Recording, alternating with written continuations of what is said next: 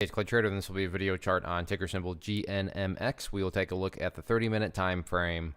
Real quick, what do I mean by 30-minute in case maybe you're new to charts? Instead of each one of these candlesticks here representing 1 day's worth of price action, which is what you would normally see, each one represents 30 minutes. So while this here may look like several days worth of time, it's actually just today's price action broken down into 30-minute time slices. I like through this time frame. I think it does a good job of telling the quote-unquote story of the price, and then makes mapping out levels of support and resistance a bit easier to see.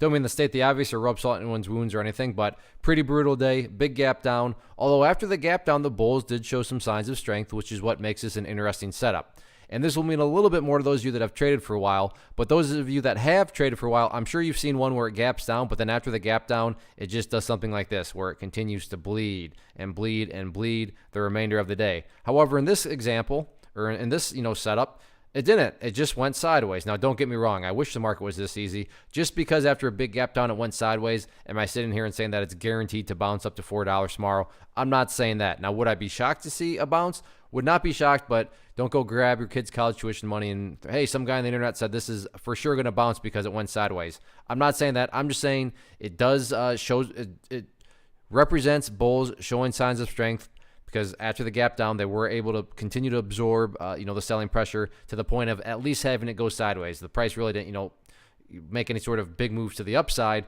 but at least it started to go sideways. So on that sideways note, that's where this area of support comes into play here at $2, and we'll call it 15 cents. So for whatever reason, $2.15, people, bought on multiple occasions, were willing to step back in and pick up some more shares. Now, obviously, if the price, just crashes through 215 and keeps on going down tomorrow, in that case, this was just a little pause before, the trend resumed itself. But as it stands right now, people are willing to buy at 215, so that is what's providing this area of support. Now, in the event this does bounce, what is the key level of resistance that, in my opinion, at least needs to be broken in order to, really start to get some true momentum built? For me, it's all about this point right here at $2.50. Now, if you're watching level 2s today, I'm sure you noticed that multiple times, especially more so in the morning, the price tried to get up above $2.50, but couldn't quite do it. So $2.50, if this is going to, create some sort of bounce that, really starts to draw in more traders, captures the attention of people and, all that good stuff, then for me, that first, kind of the straw that'll break the camel's back is right up there at $2.50. So again, very, very interesting setup. I should note, if you can't honor, stop losses, if you're not good at putting together, risk plans based in risk analysis, then you shouldn't even touch these. But from a trading perspective, interesting. So we'll see how this one unfolds tomorrow and the next couple of days.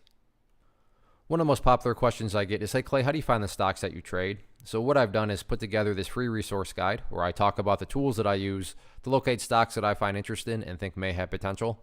So if that sounds like something that could add value to you as a trader, then by all means, click right there to get access to the guide. The guide itself is very short and to the point. And like I say, it is free. Thanks for watching. Have a good one.